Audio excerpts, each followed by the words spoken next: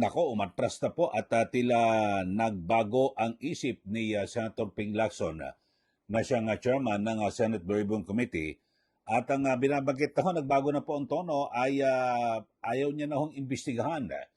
Ito hong akusasyon ng 18 ex-marines na kung saan ay sinasabing mali-maleta na sila po ay nag-deliver sa ilang mga politiko, personalidad dito po sa kasalukuyang administrasyon. At ito ho mga kababayan, kasi kung inyo po matatandaan sa ating mga naunang episode, ay napapayag na po, di ba, ni Senator Rodante Marcoleta, ito pong si Senator Ping Lacson, di ba? At ang pinag-uusapan na lang ay kung kailan at anong araw, oras ipapatawag ang 18 ex-marines para imbestigahan siya sa atin ng Senate Blue Ribbon Committee. Pero base po sa pinakahuling pahayag ay binabanggit po ni Senator Lacson na kinakailangan daw muna na magkalinawan at parang dapat ho makiusap. Ano ba ito? Magmakaawa muna itong si Atty. Levy Maligod na abogado ho ng 18 ex-marines at makipag-usap muna raw kay Senator Lacson. Oh, ganun na ho ba ngayon? Nagbago na ba ang proseso o sistema? Dito po sa bago ka mag-imbestiga, ay kinakailangan kausapin mo muna ang chairman ng Blue Ribbon Committee. Sa mga nakaraan, hindi ho ganyan, mga kababayan. At ako matagal ako nag-cover ho dyan sa Senado, na kapag may pumutok na issue, halimbawa may isang individual o grupo na nagbato ng aligasyon ng korupsyon sa ating gobyerno, ang Senate Blue Ribbon Committee ay meron po silang karapatan o kapangyarihan na magpatawag kaagad ng pagdinig at yung nag-aakusa ipatatawag ho yan para kumpirmahin kung sila po ay may basihan ba yung kanilang mga pahayag, kasi mabibigat na tao ang isinasangkot ho rito. Unang-una, Pangulo ng Republika ng Pilipinas, si PBBM. Tapos ang pangalawa ay Senate President, Tito Soto. Tapos yung dating House Speaker, yung anak ho ng Pangulo na si Congressman Sandro Marcos. At iba pa ho ng mga politiko na sinasabi na sangkot sa mali-maletang pagdideliver ng pera. Grabe ho. Tapos may mga nakupong congresswoman, Lele de Lima. Sinasabi, bagamat di pa siya kongresista pero tumanggap di umano. Itong si dating Senador Antonio Trillanes. So marami ho, mabibigat po itong mga aligasyon na sa aking pananaw, sabi nga ho ni Senator Marcoleta, hindi ho pwedeng palampasin ito. Kaya nga di ba nag-privilege speech si Senator Marcoleta, tapos sinagot yan ni Senator Lacson, tapos nagdebate sila, di ba? Nung tinatanong ni Senator Marcoleta kung magpapatawag ba ng investigasyon. Di ba parang ang ibinulong ho ni Senator Lacson kay Senate Majority Leader Mig Zubiri, kung niyo po matatandaan, ay yes daw, yes. Di ba? Tapos biglang nagtanong si Senator Marcoleta kung yes, kailan, anong araw at anong oras. Doon na po biglang sumingit, di ba? Itong si Senate President Tito Soto na, teka.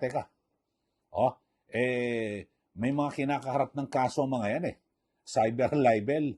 Yung 18 Marines dapat pag-usapan sa Committee on Rules.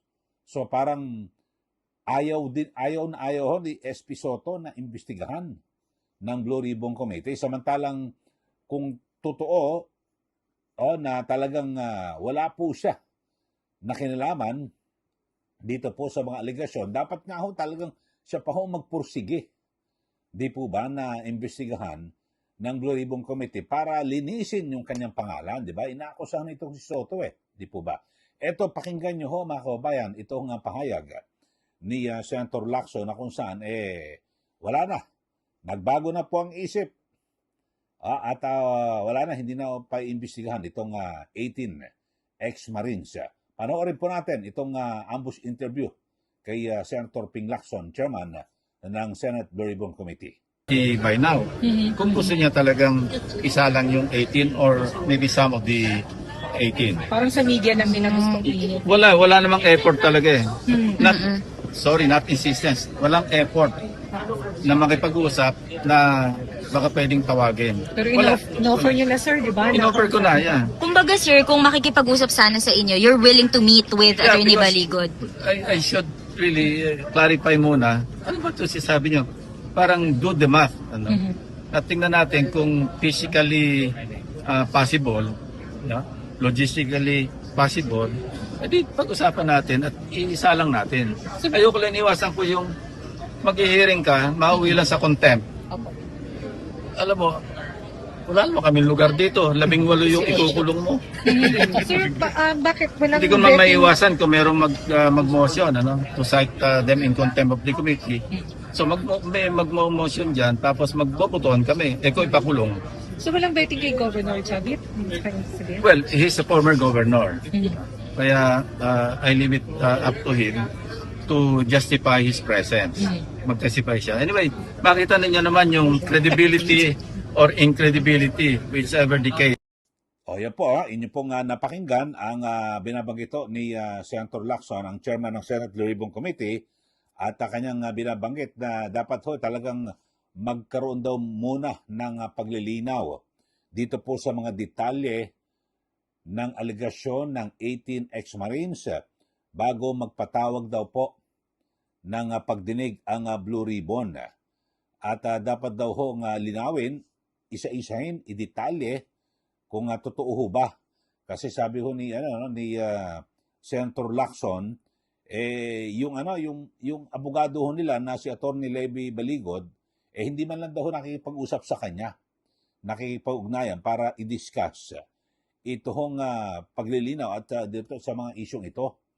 Kinakailangan pala dapat ho ay makiusap muna itong si Attorney Baligod kay Senator Lacson na, sige na, imbestiga muna kami, ito yan, parang ganun ho, mga kababayan. Pero ang binabanggit daw ho, kasi baka raw, hindi raw ho pwedeng basta-basta na lang daw iimbestigahan, kasi kung maghihiring daw, baka mauwi lang sa contempt, at ipakukulong daw ho, itong 18 ex-Marines, at napakarami raw ho, wala na raw po silang espasyo dyan po sa Senado.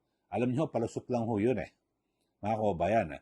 Alam niyo, kapag ipinakontempt, kung inyo po matatanda, di ba, sina Bryce Fernandez, ang luwag-luwag ho ng kulungan sa Senado, pinakulong sa sa Pasay Police Station, sa City Jail di po ba? Pasay City Jail. Pwede ho ito, mga kababayan Pero parang talagang umiiwas lang ho, ayaw hong paimbestigahan. Hindi, dapat diretsahin na lang na ayaw namin na maimbestiga, baka maglabas siya ng mga ebidensya. Parang ganun ho, mga kababayan No, di po ba? Ewan ko, parang takot na takot ho. Na dapat ho, talagang may aligasyon, mabibigat po ang aligasyon, dapat nga hong lalong imbestigahan para magkaroon po ng paglilinaw, at kung mali yung mga akusasyon at walang basihan o walang ebidensya, pwede nyo ipakulong. Hindi naman kinakailangan na yung 18 ex-Marines na yan, mga kababayan, hindi naman dapat na, hindi obligado na ipakulong mismo sa Senado. Pwede naman kahit sa Muntinlupa o kung saan mas maluwag na kulungan, doon pwede ipakulong. O kung magkakaroon po ng pagkakamali at ipapakontempt po sila. So, hindi po basihan. Kayo ho, ano ba nakikita nyo ho rito kay Senator Ping Lacson? So, parang nag-aalibay na lang po, mga kababayan, di po ba? Na kesyo wala raw pong lugar diyan po sa Senado kung sakasakaling ipakontempt itong 18, napakarami daw, mga kababayan. Sa mga nakaraang ipinakukulong ho nila, hindi lang naman sa Senado Di ba? Kung inyo po matatandaan, ay nagkaroon po ng issue kay Bryce Hernandez, tapos nakontempt po siya, nakulong sa Senado, tapos hiniram ng House of Representatives, tapos hindi isinuli sa Senado, di ba? Dila sa Camp Crame. Di po ba? Pagkatapos nun, di ba, nagtalo-talo ang mga senador. Tapos, ibinilik sa Senado. Pagdating sa Senado, nagdebate mga senador, dinala na sa Pasay Jail, di ba? Ganun ho nangyari. So, pwede ho ito. Na kung talagang magkakaroon po ng kapalpakan o pagkakamali, at maliwanag na pagsisinungaling, ito po nga 18 ex-Marines, pwede po nilang ipakulong kahit sa ang lupalop. Kahit na hindi po dyan sa Senado. Kasi parang ang tema, di ba, napanood nyo naman yung video ni Senator Lacson, parang obligado dyan sa Senado ipakukulong, hindi naman kahit sa ang kulungan. Pero parang umiiwas lang ho talaga. Di ba? At yan ho maliwanag.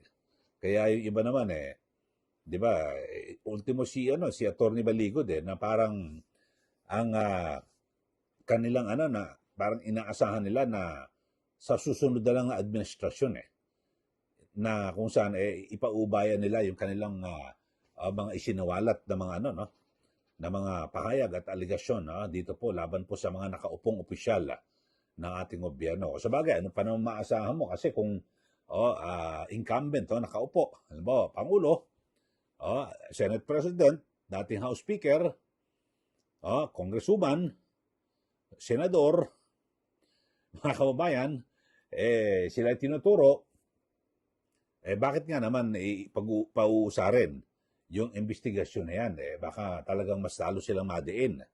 At, di ba, madurugo sila. O, yun ho. Kasi, so, ito ho magiging persepsyon ng tao. Ako, magiging persepsyon ko, bakit parang pinipigilan? Baka may mga mabigat nga talaga na ebidensya itong 18 ex-Marines. So, yun po magiging paniniwala ng publiko, mga kababayan. Kasi kung wala, alam niyo kung wala, ako mismo talagang gusto ko ipatawag para harap-harapan mo na sabihan na, asan ang ebidensya mo? Ilabas mo.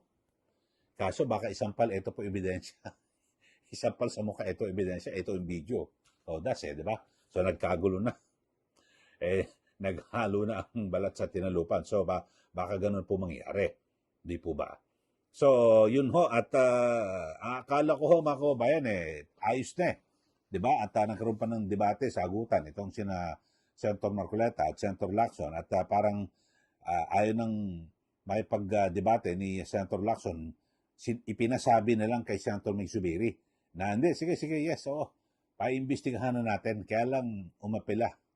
At parang ang aking paniniwala umayaw itong si SP Tito Soto di ba? Biglang ikinatwira niya. Hindi, may mga kaso ng libel yan cyber libel baka dapat pag-aralan muna ng committee rules ng Senate Committee on Rules. Wala naman mga bilanggo nga ho di po ba pina-attend sa mga congressional inquiry? Di po ba mga kababayan? Iba may mga mabibigat na kaso. Pero wala namang balakid para sila po ay ipatawag at kunin ang kanilang testimonya, di po ba?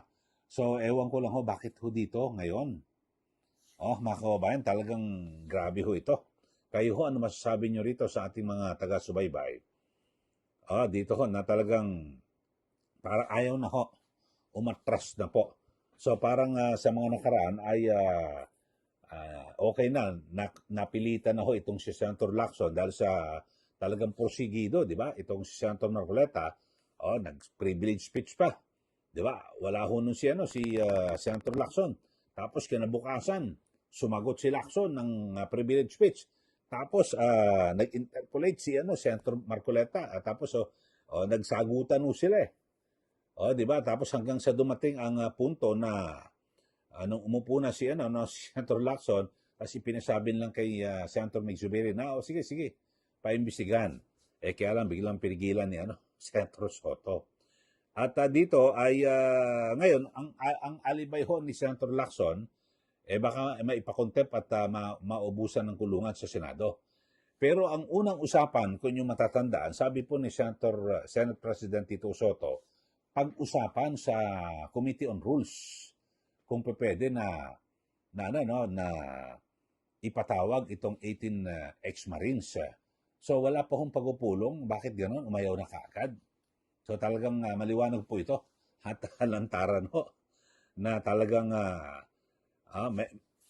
parang ang katulad ng binabanggit ni Congressman Ega Iricia ng Caloocan na parang meron pong nangyayaring takipan o cover up diyan po sa Senado dahil sa biglang tumigil po sa pag-iimbestiga ang Senate Blue Ribbon Committee at ayaw na ho nilang pakinggan ito.